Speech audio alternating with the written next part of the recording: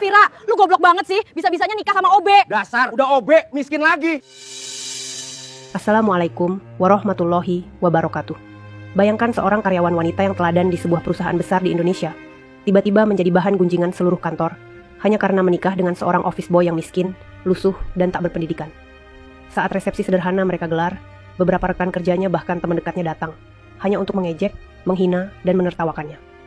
Namun, 1 bulan kemudian, rahasia dari seorang OB itu terungkap. Pagi itu, Jakarta belum sepenuhnya terbangun. Kabut tipis masih menggantung di sela gedung-gedung tinggi, sementara lampu-lampu jalan mulai padam satu persatu.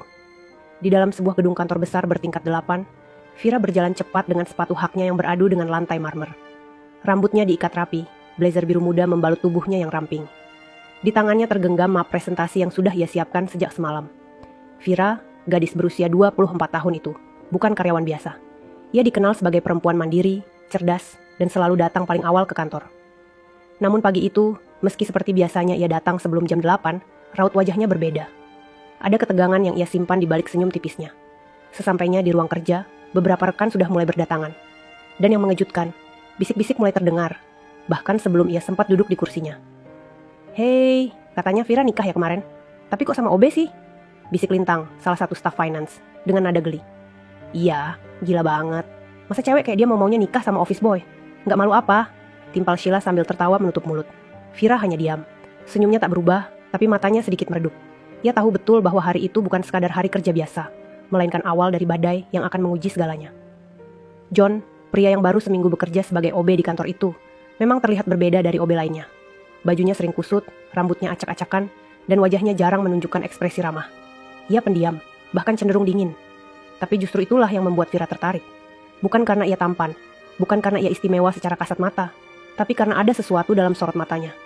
Seperti menyimpan luka panjang yang tak bisa diceritakan. Saat jam istirahat siang tiba, lebih banyak suara mulai bermunculan. "Vira, udah gila kali ya? Bisa-bisanya nikah sama OB yang bahkan gak punya motor sendiri, jalan kaki ke kantor tiap hari. Fix cari pesugihan tuh, cinta gak logis banget." Tawa dan cibiran itu menggema, seperti racun yang disebar perlahan, namun pasti. Tidak ada satupun yang mencoba membela. Bahkan Lina, sahabat Vira sejak masa orientasi kantor, justru ikut menertawakannya. Ia berkata dengan lantang, "Vira itu kasihan, otaknya ketinggalan pas ngisi undangan nikah." Vira menunduk. Tapi di dalam hatinya, ia tak menyesal. Ia tahu, keputusannya bukan soal gengsi, bukan soal logika orang lain. Ia hanya percaya pada satu hal. John bukanlah pria biasa. Beberapa hari setelah pernikahan sederhana mereka, sebuah foto tersebar di grup kantor. Foto itu diambil diam-diam oleh salah satu rekan mereka. Dalam foto itu, Vira berdiri mengenakan kebaya putih. Sementara di sampingnya, John tampak mengenakan baju lusuh dan compang-camping. Di balik foto itu, caption yang menyakitkan menyebar. "OB nikah sama bos HRD kecil-kecilan. Siap-siap naik becak ke bulan madu." Tertawaan di kantor makin menjadi-jadi. Bahkan Pak Benny, kepala divisi, menyindir dengan keras dalam meeting, "Jangan-jangan kita semua ini yang salah, karena nggak melihat potensi John sebagai menantu idaman." Ruangan penuh tawa, tapi Vira tetap duduk diam. Telinganya panas, tapi ia menatap layar laptopnya, mencoba tidak goyah. Sementara itu, John, pria yang disebut-sebut sebagai OB miskin itu, tetap bekerja seperti biasa. Ia memunguti sampah tanpa bicara, menyapu lantai lorong kantor dengan kepala tertunduk, seakan tidak peduli pada segala tawa dan hinaan yang mengarah padanya. Tapi tidak ada yang tahu bahwa setiap langkahnya, setiap senyap gerakannya, menyimpan rencana besar yang selama ini telah disusun jauh-jauh hari. Rencana yang akan membalikkan semua tawa itu menjadi air mata. Rencana yang akan membuka borok tersembunyi dari gedung kantor yang terlihat megah ini. Dan Vira, hanya dia satu-satunya orang yang percaya bahwa John bukan sekadar OB biasa. 1 minggu berlalu sejak foto pernikahan Vira dan John tersebar di grup kantor. Suasana kantor terasa semakin tidak bersahabat bagi Vira.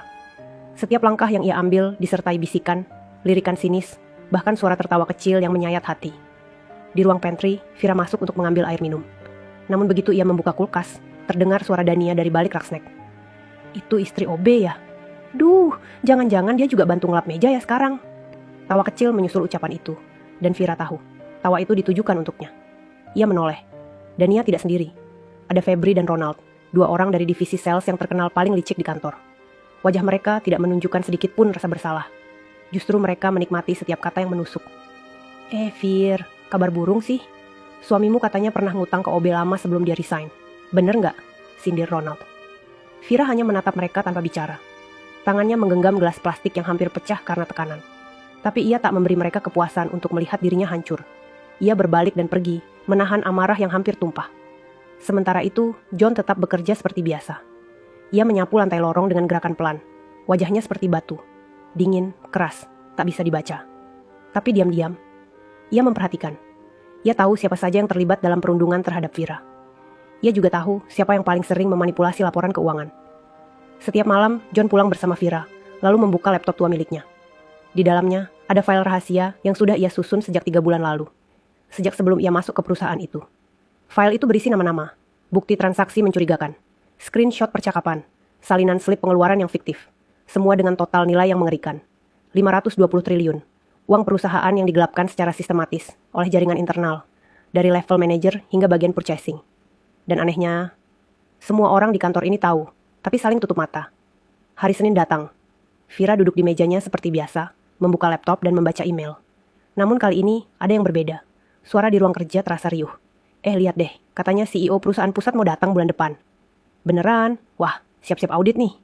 Semua orang terlihat sibuk merapikan meja, menghapus file dari komputer kantor, bahkan membersihkan dokumen fisik yang seharusnya disimpan 5 tahun ke belakang.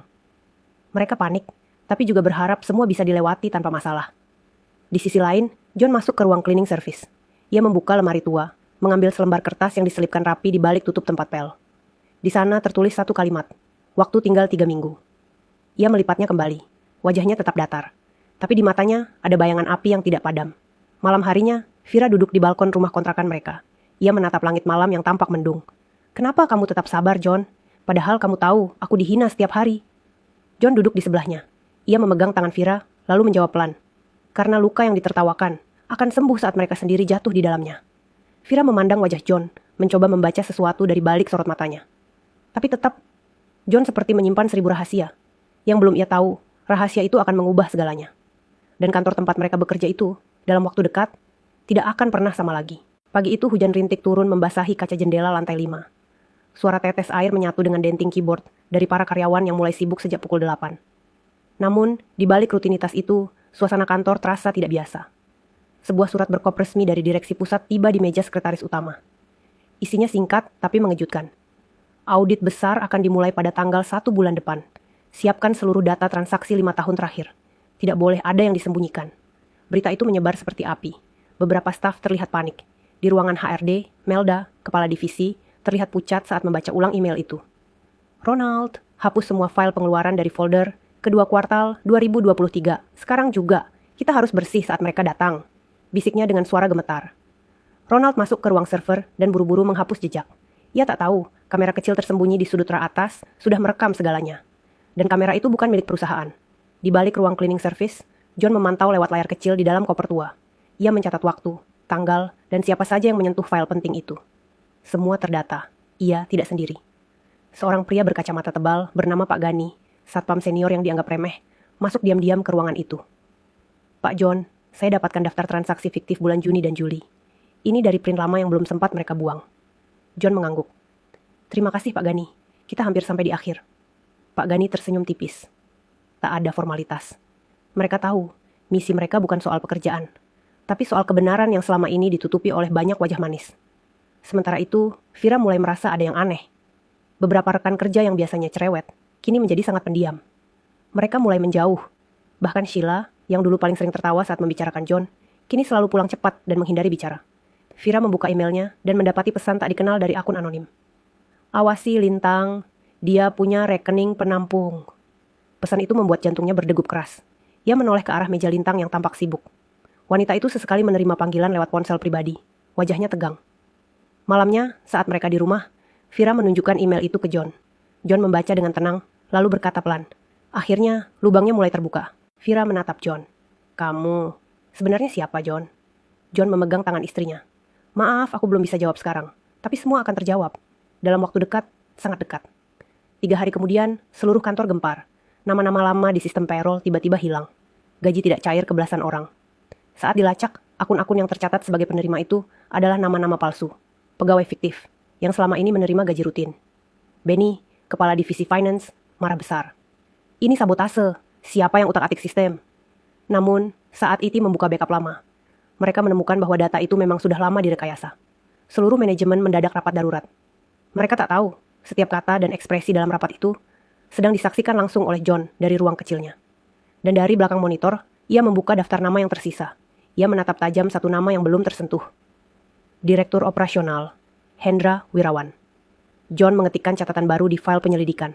Target utama terakhir. Bukti segera dikumpulkan. Rencana besar yang ia susun semakin mendekati akhir. Dan gedung yang selama ini berdiri di atas uang haram akan segera runtuh dari dalam. Pagi itu suasana kantor lebih lengang dari biasanya. Beberapa meja tampak kosong, para pemiliknya mengambil cuti mendadak. Sebagian besar karyawan mulai menyadari bahwa kantor tidak lagi aman. Rumor audit besar-besaran membuat mereka ketakutan. Namun tak satu pun dari mereka tahu bahwa waktu mereka sudah hampir habis. John, seperti biasa, datang paling awal. Dengan seragam OB lusuh dan sepatu bolong di ujung, ia berjalan melewati meja-meja karyawan yang dulunya sering menertawakannya. Tak ada yang menyapa, hanya beberapa tatapan sinis yang kini berubah jadi tatapan curiga. Jangan-jangan si OB itu yang ngerjain sistem kemarin, bisik seorang staf keuangan ke rekannya. Mana mungkin, dia cuma tukang sapu, jawab rekannya dengan nada sumbang. Tapi tatapan mereka tetap menempel ke arah punggung John. Di dalam gudang arsip lantai 3, John bertemu dengan sosok yang selama ini membantunya secara diam-diam. Pak Seno, mantan auditor internal yang dipecat setahun lalu tanpa alasan jelas, kini kembali dengan wajah tenang. Saya berhasil salin berkas memo internal dari bulan Februari sampai Mei. Semua transaksi pengadaan alat kantor di markup hampir 5 kali lipat. Tanda tangan Hendra jelas sekali di sini, bisiknya sambil menyerahkan map tebal. John membukanya perlahan, lalu mengangguk pelan. Ia menyimpan map itu di dalam loker OB tua, yang sudah ia modifikasi menjadi berangkas rahasia. Saatnya masuk tahap terakhir. Semua rekaman, semua file, semua laporan akan kukirim ke pemegang saham pusat malam ini. Pak Seno tersenyum. Kalau begitu, aku akan mengosongkan mejaku untuk terakhir kalinya. Di sisi lain, Vira mulai merasakan tekanan berbeda. Beberapa rekan kerja yang dulu menghina, kini mulai mencoba bersikap manis padanya. Lintang mendekatinya di pantry. Vir, maaf ya kalau aku dulu sempat keterlaluan. Aku cuma kaget aja. Kamu tahu sendiri, kita semua stres di sini. Vira hanya tersenyum tipis. Ia tidak menanggapi lebih dari itu. Tapi dalam hati, ia tahu. Permintaan maaf itu bukan datang dari hati, melainkan dari rasa takut. Ketika kembali ke meja kerjanya, Vira membuka email pribadi. Ada satu pesan masuk, tanpa subjek. Saat dibuka, hanya berisi satu kalimat. Lihat jam 3 sore, lantai 2, ruang briefing. Waktu terasa lambat bergerak. Pukul 3 sore. Vira melangkah ke lantai 2. Ia masuk ke ruang briefing. Di dalam, beberapa pegawai senior sudah duduk gelisah. Termasuk Ronald, Dania, dan bahkan Pak Benny yang biasanya tegas, kini tampak menyeka keringat dengan sapu tangan. Lalu pintu terbuka. Seorang pria masuk perlahan, langkahnya mantap, mengenakan setelan jas hitam rapi. Rambutnya ditata dengan klimis, dan di belakangnya, 2 pria berpakaian hitam mengikuti dalam diam. Semua mata menatap pria itu dengan bingung, lalu membelalak. Wajahnya, wajah John. Orang yang mereka hina, orang yang mereka anggap remeh, kini berdiri di depan mereka dengan mata tajam dan tubuh tegak. John membuka map hitam di tangannya. Ia menatap ke arah Ronald. Kau menyalahgunakan dana pembelian alat kerja sebesar 27 miliar. Ini bukti transfernya. Lalu ke arah Pak Benny. Kau menyetujui pembayaran fiktif ke 8 vendor palsu. Dan ini tanda tanganmu. Ruangan itu mendadak senyap. Tidak ada yang bergerak. Tak ada lagi tawa atau cemooh. Hanya suara jantung berdebar dan napas tercekat. John menutup map itu perlahan. Aku bukan OB. Namaku Jonathan Ardiansyah. Aku CEO baru perusahaan ini, ditunjuk langsung oleh pemegang saham pusat. Aku menyamar ke sini untuk membongkar kalian semua. Satu persatu wajah berubah pucat. Beberapa langsung berdiri. Tapi 2 pria berbaju hitam yang menyertai John segera menunjukkan kartu identitas dari kepolisian. Maaf, kami membawa surat perintah penangkapan. Mohon ikut dengan tenang. Dari sudut ruangan, Vira berdiri. Matanya berkaca-kaca, melihat suaminya berdiri dengan wibawa yang belum pernah ia lihat sebelumnya. Tapi bukan karena status itu ia terharu, melainkan karena keyakinannya selama ini benar. Ia mencintai pria itu bukan karena tampilan, tapi karena hatinya. Dan kini, seluruh kantor tahu siapa sebenarnya pria yang dulu mereka hina tanpa ampun. Keesokan paginya, suasana kantor seperti habis dilanda badai. Beberapa meja terlihat kosong. Komputer sudah dimatikan, kursi ditinggalkan tanpa pemilik.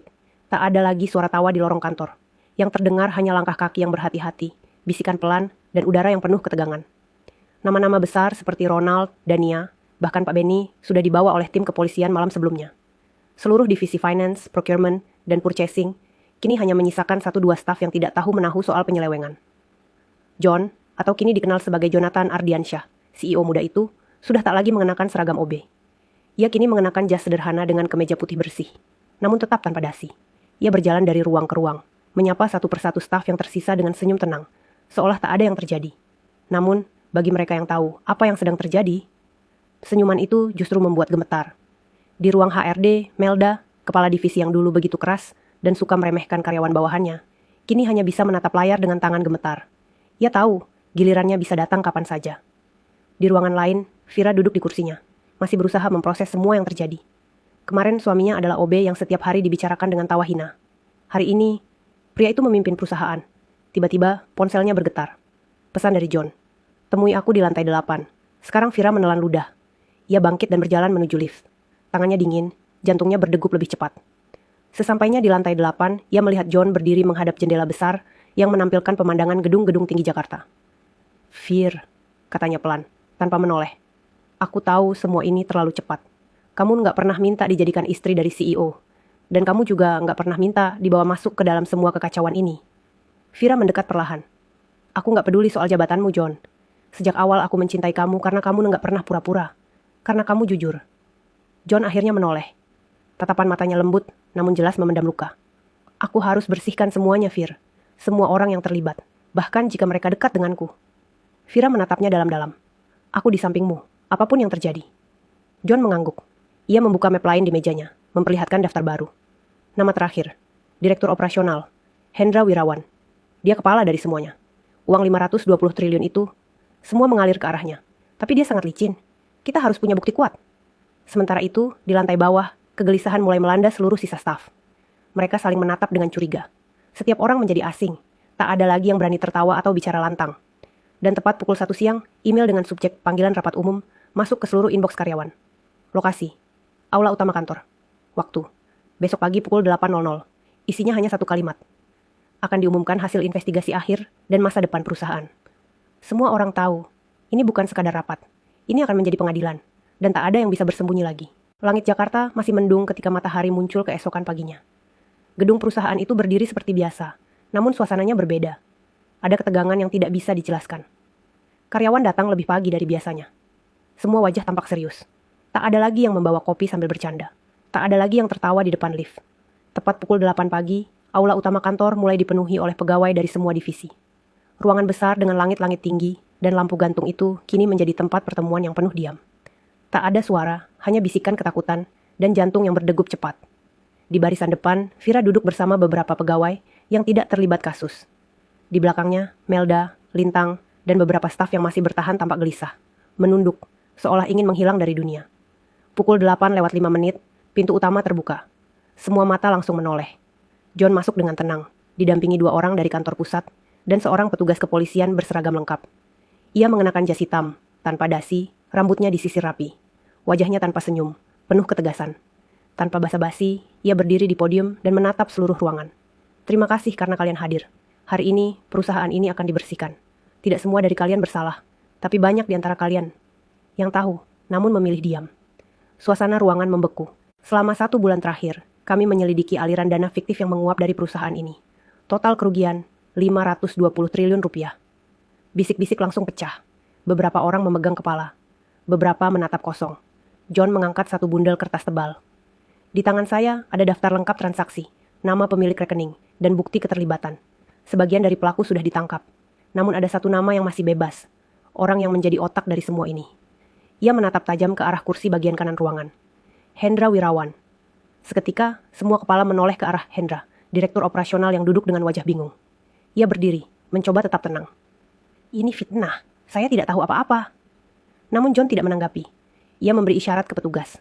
Salah satu dari mereka maju, menyodorkan surat penangkapan.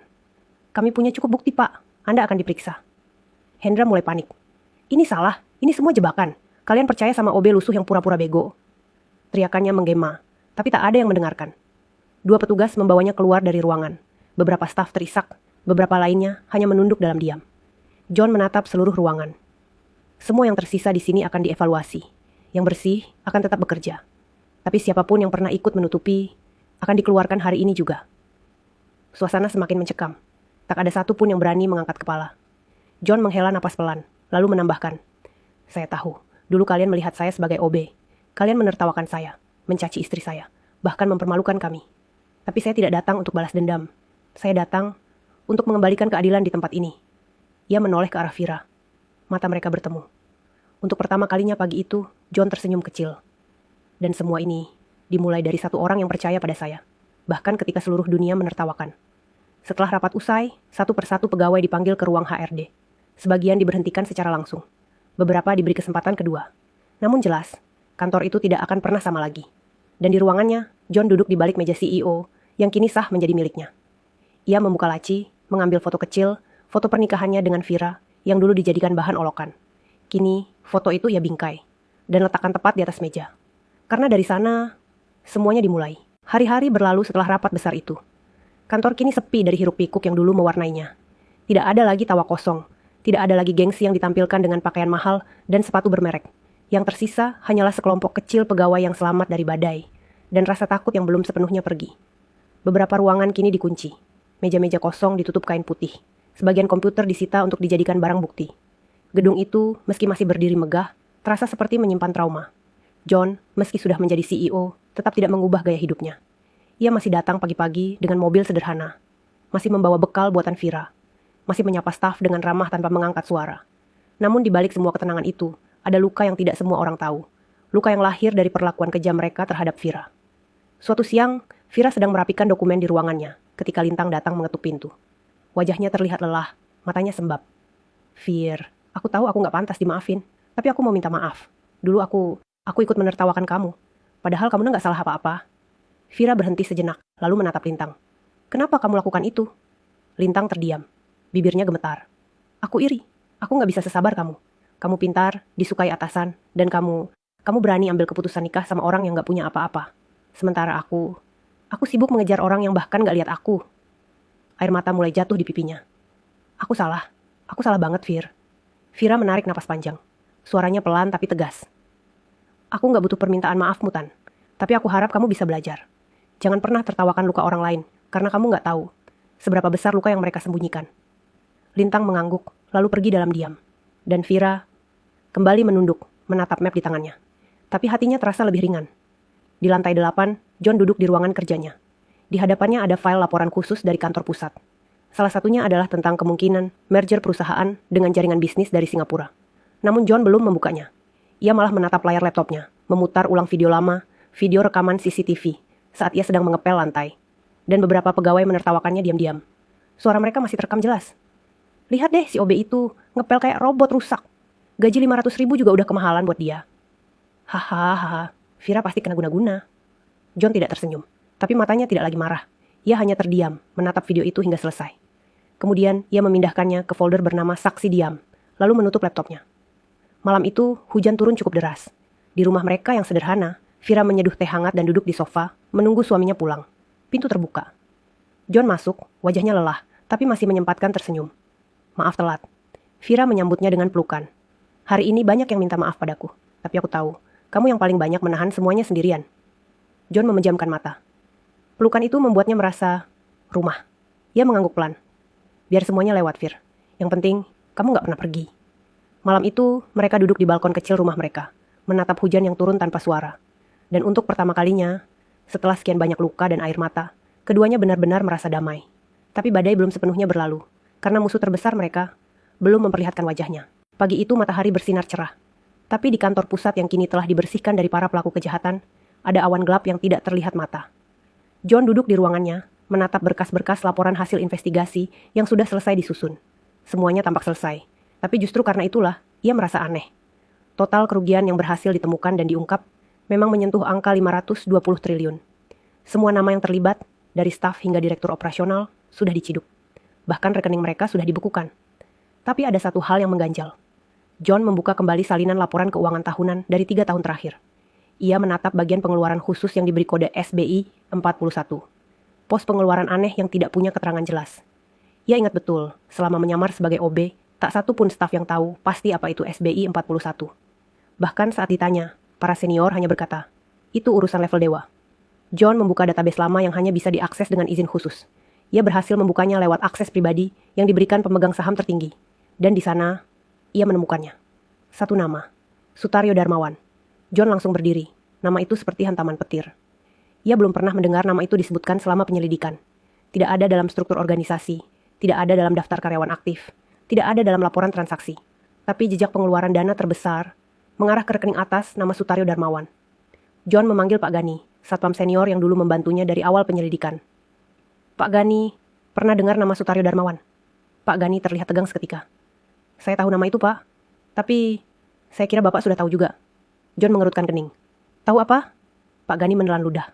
Sutaryo Darmawan adalah pendiri perusahaan ini. Ia adalah pemilik awal sebelum perusahaan dijual ke pemegang saham luar negeri. Tapi setelah saham dijual, ia menghilang.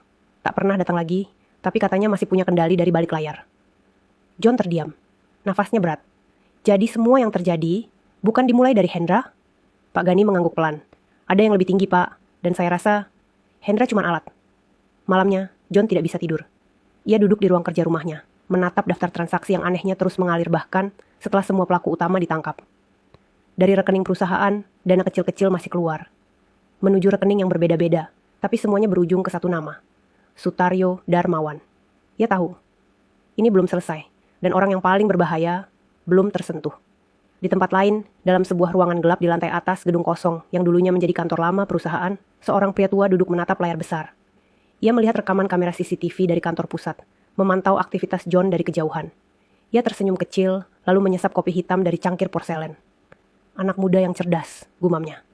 Sayang, belum tahu dengan siapa dia bermain. Ia lalu menekan satu tombol, dan layar menampilkan puluhan file. Semua tentang John, masa lalunya, orang tuanya, riwayat sekolah, hingga data Vira dan keluarganya. Di sisi pria tua itu, seorang asisten muda berdiri tanpa bicara. Siapkan skenario kedua. Kalau dia terus masuk terlalu dalam, kita singkirkan. Pria tua itu bukan pegawai, bukan direktur, bukan komisaris. Ia adalah hantu di balik kekuasaan. Dan John baru saja menyentuh sarang sebenarnya. Malam semakin larut ketika John masih duduk di depan layar laptopnya. Lampu ruang kerja hanya satu yang menyala, menimbulkan bayangan gelap di dinding.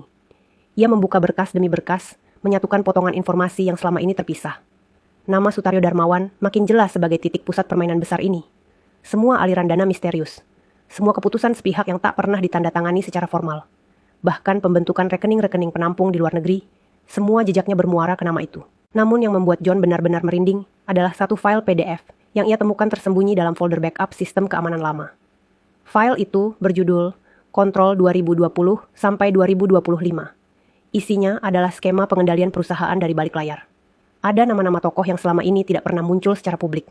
Dan yang lebih mengejutkan, ada satu halaman khusus yang menyebut namanya sendiri.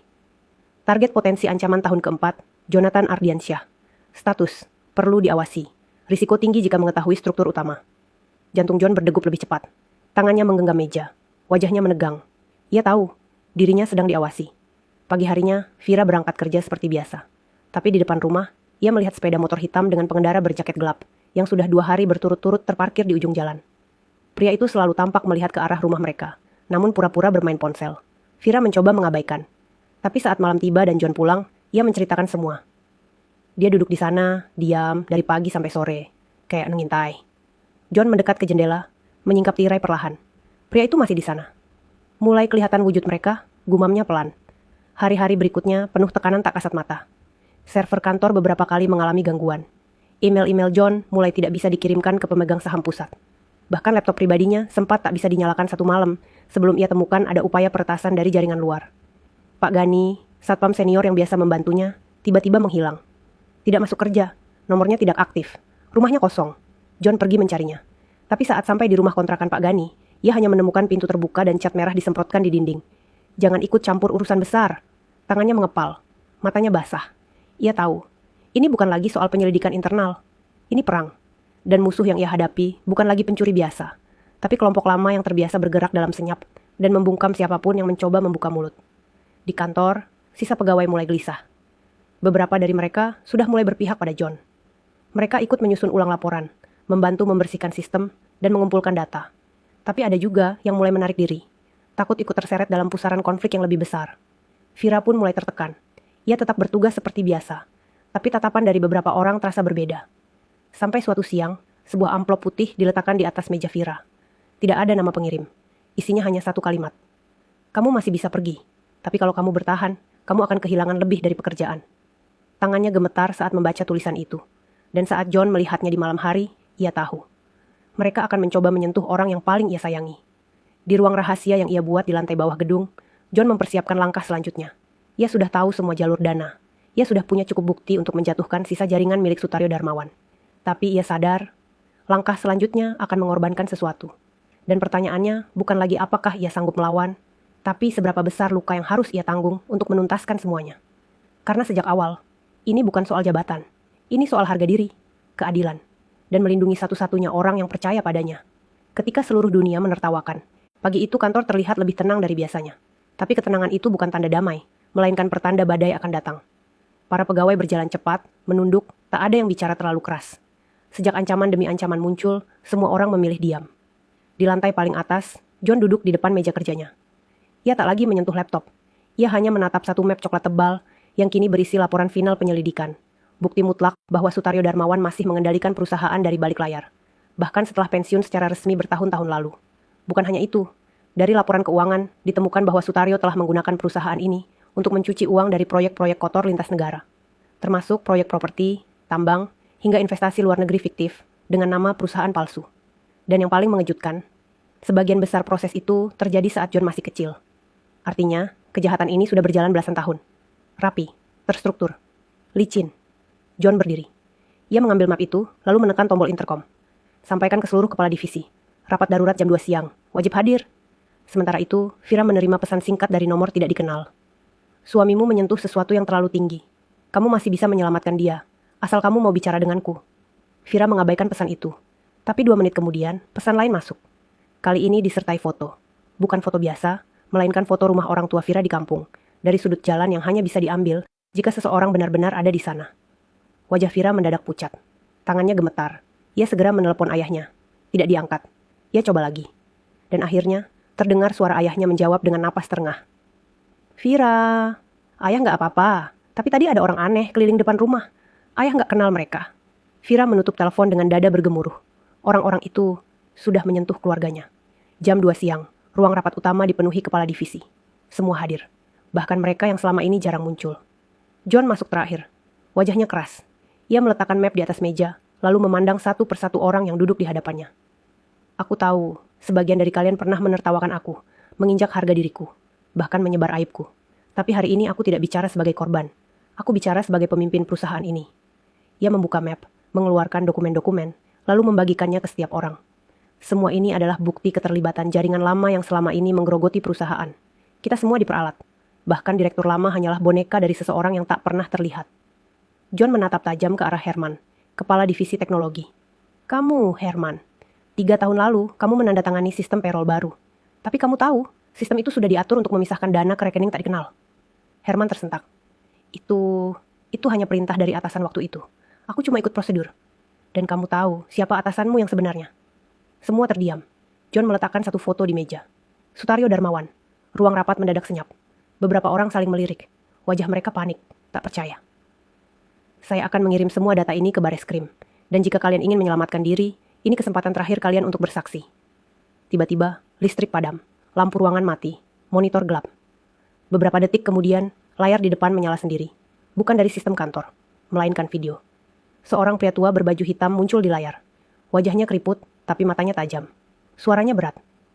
Jonathan Ardiansyah, kamu memang lebih pintar dari yang saya perkirakan. Tapi kamu sudah melangkah terlalu jauh. Semua orang di ruangan terpaku. John berdiri. Matanya tidak gentar. Pria itu melanjutkan. Kamu pikir kamu bisa membersihkan tempat ini hanya dengan data? Dunia tidak sesederhana itu. Kamu hanya buah catur yang terlalu berani jalan sendiri. Layar mati. Lampu menyala kembali. Ruangan terdiam. John menatap semua yang ada di sana. Kita sedang melawan sesuatu yang lebih besar dari uang. Tapi kalau kita diam, maka generasi setelah kita akan hidup dalam kebusukan yang sama. Ia mengangkat berkas-berkas itu, lalu menutupnya pelan. Aku akan terus maju. Siapapun yang ingin ikut, mari berdiri bersamaku. Dan hari itu, perlawanan yang sebenarnya dimulai. Bukan lagi soal jabatan, bukan lagi soal gengsi, tapi soal keberanian. Untuk melawan wajah-wajah di balik layar yang selama ini tak pernah tersentuh. Setelah rapat siang itu, seluruh isi kantor berubah seperti medan perang senyap. Tidak ada lagi yang bisa menyembunyikan apapun. Mereka yang sebelumnya diam, kini mulai bicara. Beberapa kepala divisi yang selama ini menutupi transaksi gelap, mulai menyerahkan bukti, berharap bisa menyelamatkan diri sebelum semuanya terlambat. John mengumpulkan semuanya ke dalam satu folder master.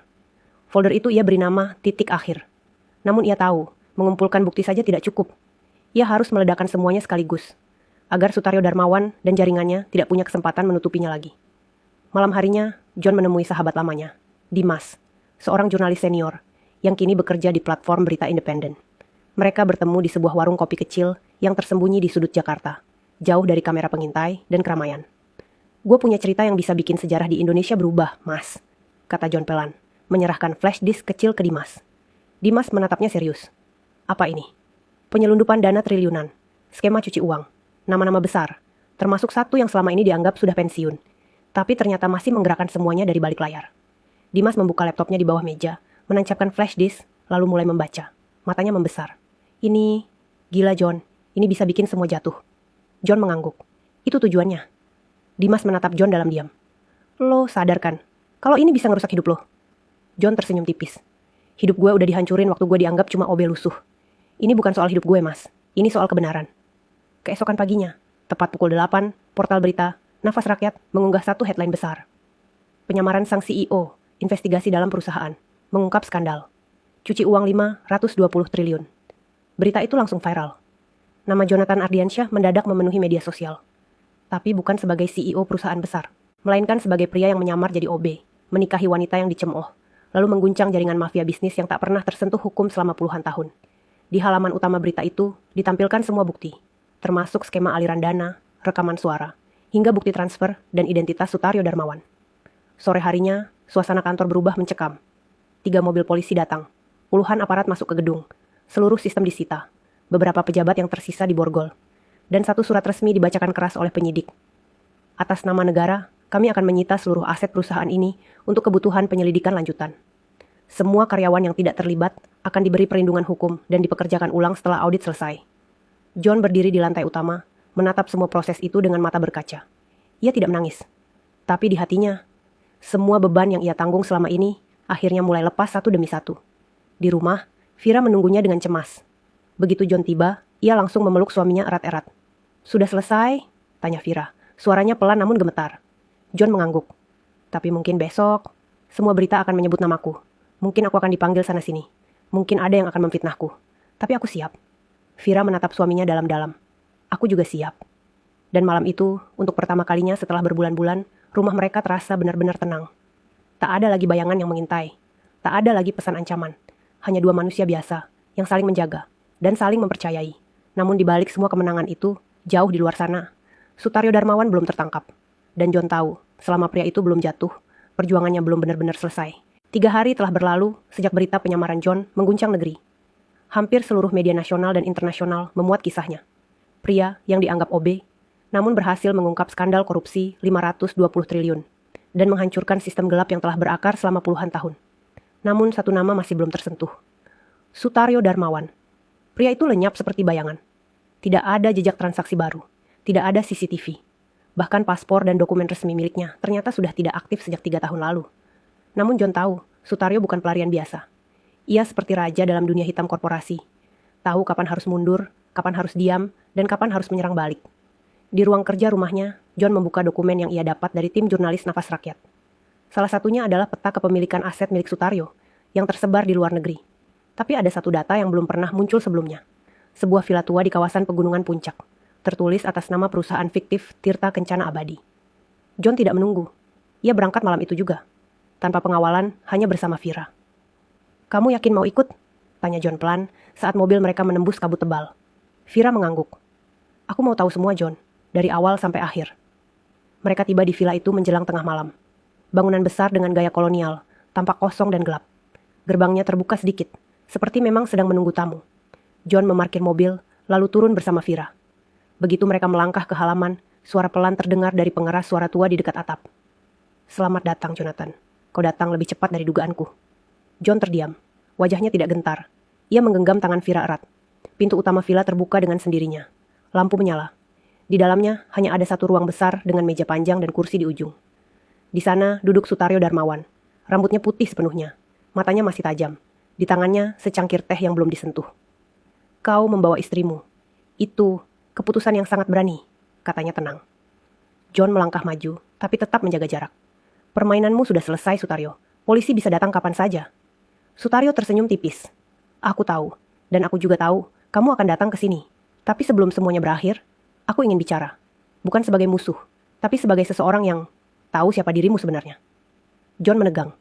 "Apa maksudmu?" Sutaryo menatapnya lama, lalu meletakkan satu map di atas meja. Jonathan Ardiansyah, bukan nama yang dipilih secara acak. Kau bukan siapa-siapa, bukan anak siapa-siapa, tapi kau juga bukan anak kandung orang tuamu. Vira terkejut. Apa yang kau katakan? John perlahan melangkah, mengambil map itu. Tangannya gemetar saat membukanya. Di dalamnya, akta lahir. Foto hitam putih, catatan panti asuhan, dan satu foto lama menunjukkan bayi kecil yang digendong oleh Sutaryo muda. Kau mengadopsiku? Tanya John dengan suara nyaris pecah. Sutaryo mengangguk. Aku menyelamatkanmu dari jalanan. Aku yang membiayai hidupmu dari kejauhan. Tapi kamu tumbuh menjadi orang yang terlalu jujur. Kamu berbahaya, karena kamu tidak tahu cara tunduk. John jatuh duduk di kursi seberang. Wajahnya kosong. Semua dinding pertahanannya runtuh dalam sekejap. Aku menaruhmu di perusahaan itu bukan untuk menghancurkanmu, tapi untuk menjagamu tetap dekat. Tapi kau memilih melawan. Sutaryo berdiri. Dan sekarang, aku hanya bisa menunggu. Karena aku tahu, setelah ini, semua akan berakhir. Tiba-tiba, suara sirin terdengar dari kejauhan. Vira menoleh. Polisi. Sutaryo tersenyum. Kau menang, John. Tapi ingat, kemenangan terbesar selalu membawa beban paling berat. Ia lalu mengangkat kedua tangannya, menyerahkan diri tanpa perlawanan. John menatapnya. Tidak dengan kebencian, tapi dengan luka yang tidak bisa disembuhkan. Luka? Karena sosok yang selama ini menjadi musuh terbesar, ternyata adalah pria yang pernah menyelamatkan hidupnya. Mobil polisi membawa Sutaryo Darmawan turun dari villa ke kantor pusat penyidikan di Jakarta. Kamera media menyambut kedatangannya seperti badai. Pria tua itu tak berkata sepatah kata pun, hanya menunduk, digiring masuk ke ruang tahanan khusus dengan pengamanan tinggi. Namun bagi John, pertarungan yang sebenarnya baru saja dimulai. Ia duduk sendiri di dalam mobil, di kursi belakang. Vira memegang tangannya, tapi ia tak menggenggam balik. Pandangannya kosong, menyelam ke dalam masa lalu yang selama ini terkubur. Bayangan wajah orang tua angkatnya, kenangan masa kecil di panti asuhan, semua muncul bersamaan dengan satu kenyataan. Pria yang menjadi sumber kehancuran selama ini adalah pria yang pernah menyelamatkan nyawanya. Keesokan paginya, John berdiri di podium utama gedung pusat. Di hadapannya, para pemegang saham, dewan pengawas, dan pegawai yang tersisa. Saya berdiri di sini bukan untuk membanggakan keberhasilan. Saya berdiri di sini untuk mengakui bahwa kebenaran yang saya ungkap menyisakan luka yang lebih dalam dari yang saya duga. Semua mendengarkan dengan saksama. Saya adalah anak yatim yang dibesarkan oleh sistem. Saya dibentuk oleh tangan yang sama dengan tangan yang menghancurkan perusahaan ini. Tapi saya juga adalah bagian dari kebenaran. Dan selama saya bernapas, saya tidak akan pernah tunduk pada kebusukan. Tepuk tangan tidak langsung terdengar. Semua terlalu larut dalam kata-kata John. Beberapa dari mereka menunduk, beberapa lainnya menangis diam-diam. John menambahkan, saya akan mengundurkan diri dari jabatan CEO. Bukan karena saya menyerah, tapi karena saya ingin membersihkan luka ini dengan hati yang tenang, bukan dengan kekuasaan. Ruangan gempar. Namun John tetap teguh. Saya akan mendirikan lembaga transparansi untuk memastikan tidak ada lagi orang kecil yang ditertawakan hanya karena mereka tidak pakai jas. Sore itu, John dan Vira berjalan menyusuri taman belakang kantor. Di bangku tua tempat mereka dulu pernah duduk saat John masih jadi OB, mereka duduk kembali. Vira menyandarkan kepala di bahu John. Kamu yakin mau lepas semua ini? John menatap langit sore yang mulai jingga. Yang kupunya cuma dua, Vir. Nama baik dan kamu. Kalau aku kehilangan salah satunya, aku bukan siapa-siapa. Vira menggenggam tangannya erat. Air matanya mengalir. Kamu sudah memenangkan perang ini, tapi yang paling hebat darimu, kamu gak pernah kehilangan hati. John tersenyum kecil. Dan saat senja mulai menyelimuti langit, angin sore berhembus lembut, seolah menyapu semua luka yang pernah terbuka. Di tempat lain, di ruang tahanan, Sutaryo duduk sendiri. Wajahnya dingin. Tapi di depan meja kecil, ia menulis satu surat. Untuk Jonathan. Maaf bukan karena aku bersalah, tapi karena aku tidak pernah jadi ayah yang benar. Aku membentukmu dengan kebohongan, dan kau menghancurkanku dengan kebenaran. Dan untuk itu, aku bangga. Surat itu tidak pernah dikirimkan. Tapi suatu hari nanti, John akan menemukannya. Dan saat itu tiba, ia akan tahu bahwa keberanian tidak selalu tentang menang, tapi tentang tidak berhenti berjalan. Bahkan ketika seluruh dunia menertawakan. 2 minggu telah berlalu sejak pengunduran diri John sebagai CEO diumumkan secara resmi. Namanya masih ramai dibicarakan di media dan forum bisnis. Sebagian menyebutnya pahlawan korporat. Sebagian lainnya menyebutnya anak durhaka karena menjatuhkan orang yang membesarkannya. Tapi John tidak peduli. Ia kini hidup lebih tenang, tinggal di sebuah rumah kecil di pinggiran Jakarta bersama Vira. Rumah itu jauh dari gedung tinggi dan suara mobil kota. Setiap pagi mereka menyapu halaman, menyiram bunga, dan menikmati sarapan bersama tanpa gangguan. Namun, kedamaian itu tidak membuat John lupa.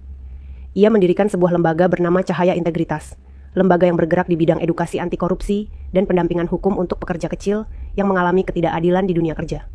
Vira mendampinginya menjadi sekretaris lembaga sekaligus pengelola pelatihan. Mereka berdua keliling ke banyak kota, bertemu orang-orang yang pernah dianggap tak punya suara, mendengar keluhan mereka, dan menyampaikan satu hal penting. Kebenaran tidak mengenal seragam. Suatu sore, John menghadiri sebuah seminar kecil di kampus hukum, tempat ia dulu pernah gagal diterima karena tidak mampu membayar biaya masuk. Para mahasiswa menyambutnya dengan tepuk tangan panjang. Namun John, seperti biasa, tetap tenang. Ia berdiri di depan podium, hanya mengenakan kemeja putih polos dan celana kain sederhana. Saya tidak datang ke sini sebagai mantan CEO. Saya datang sebagai mantan office boy, yang pernah dihina karena memilih menikah dengan wanita yang lebih tinggi dari dirinya. Ruangan Henning. Tapi saya ingin kalian tahu, cinta yang berdiri di atas kejujuran akan jauh lebih kuat dari cinta yang berdiri di atas pujian palsu. Ia menatap ke arah Vira yang duduk di barisan depan. Wanita itu tersenyum dengan mata yang basah.